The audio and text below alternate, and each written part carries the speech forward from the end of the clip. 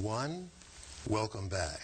Two, please accept my apology. It's not Dr. De Gruy, it's Dr. De Gruy. Correct. I got it right? Yeah, All that's right. I wanted to start off with a question about the calibration of the damage that has been done to us. We talk, and you've been telling us about post-traumatic slave syndrome. But is there any way of really assessing the depth of the damage, the severity of the damage? Is it gone, on its way out, getting worse? And then we'll move into how the surrounding drama of today will impact this, this ongoing disease that we have. Well, surely it's around. I mean, I think anyone that's looked at it, including the U.S. House of Representatives, is clear that it's still around. The ravages and the impact of enslavement, the period of enslavement, and the periods that followed after that. Everything from, and this is an interesting issues in terms of how we were affected by tangible and intangible ways. We were affected tangibly by the loss of money, of career, of all of the material possibilities we were robbed of. And so we have been adversely impacted as it relates to those tangible material things, a loss of income, of the ability of self-determination, because you don't have the ability to do that. But the intangible ways, the loss of dignity, the loss of a sense of self as a result of brutalization and oppression, continual and perpetual.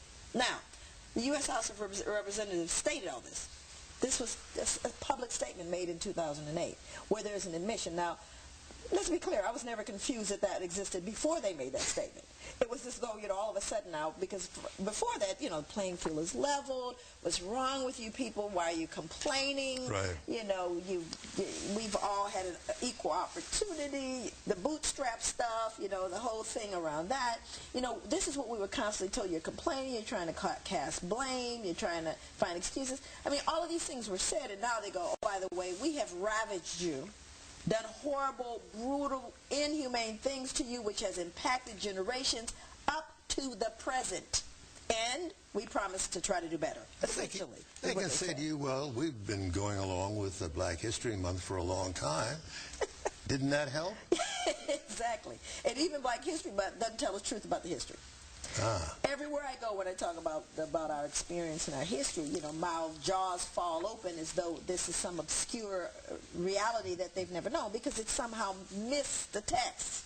We never got it. So I guess to answer that, yeah, the residual impacts are here in our behavior, adaptive behavior, everything, again, from, I say it always, from what we eat to what we believe about who and what we are. Mm-hmm. The whole idea of self-efficacy, what can I affect? What we do know that if I believe, now first of all, if I don't believe I can do it, but then I look at you, and if you can't do it either, vicariously I'm helpless. Because I believed that if maybe you could, and you're someone I look up to, you have to look at the residual impact of that. Even if I don't believe myself capable, what about those in my environment? Do I believe them capable? And that speaks to families and communities and legacies. It just does. So much of what we arrive at in terms of what we believe we can do has to do with those significant people in our environment. And if those significant people in our environment are broken, for whatever reason, then we are getting passed along to us broken concepts and beliefs and perceptions, brokenness. And so we incorporate that into our lives. Now, when you start looking at any of the outside stuff, like you said, it exacerbates that. It just makes it worse. The difference here, and I think, we've spoken about this before, Gil, and that is that when things get deep, things have always gotten deep for black folks. Going all the way back, post-Civil War, trying to figure it out, dealing with the Klan, dealing with segregation, Jim Crow, dealing with all the oppression, police brutality, all of the discriminatory behavior in terms of work and even where you could live. But somehow, we were able to pull together. We were able to say, okay, all right, but you're not going to stop me. We're going to come together as families, as religions, as whatever, to come together to build to somehow stand up to this oppressive force. Now, what has happened in the midst of all of these things? You know, you've had progress. People always say to me, well, why are you complaining? We've got Oprah. Now you got Obama.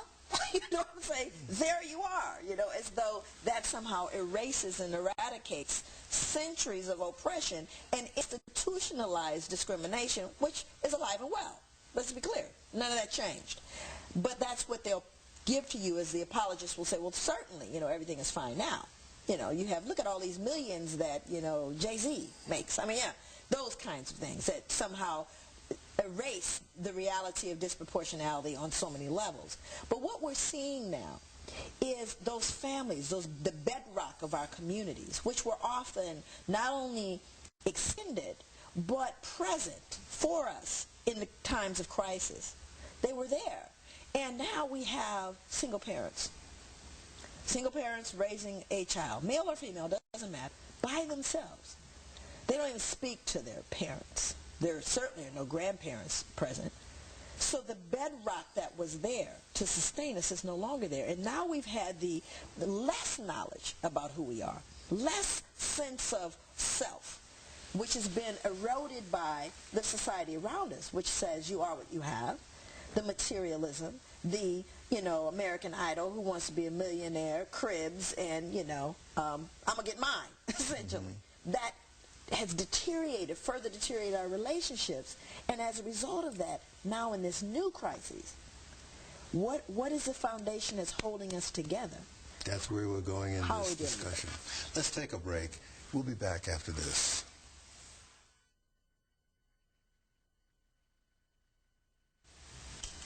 Most of the discourse that has come out of your lectures around the country, if not the world, has been healing from within. But what about the healing process that seems to be necessary from those from without, who created the problem? Mm-hmm. Who perpetuated it. Yes. Has that any semblance of a beginning to really confront your life with what you've been doing for those who are white? I think it happens in pockets and in different groups of people who are very focused, and they've always been there, in fact, from the time of enslavement. There were those who fought against and didn't agree with all of the things that were going on. Very rarely were they as overt as, say, John Brown, you know, that kind of stepped out there. But they were there all through the, you know, the Underground Railroad. They were present there, and they are certainly present now. I think the problem is as, you know, this kind of ulcer continues to bleed and you know, fester, we have less information and less inclination towards understanding. On the flip side, you know, for example, I was at the inauguration, right? I was at the inauguration, which was an amazing, absolutely an amazing experience. When you saw people from every walk of life, there literally wasn't a majority. You had people, I mean, literally like sardines together, without incident, from different races. And what it does is it destroys a lot of the myths that we carry, the fears, the irrational stuff. But I think that in general, there has been what has happened to black people as it relates to post-traumatic slave syndrome, and us trying to heal from those wounds, the lies that we've bought about who we are. The fact that we've erased our sense of ourselves, who we are as a people in reference to Africa. Like, you know, I had a chance to go to Ghana and go to different parts, different countries in Africa to get a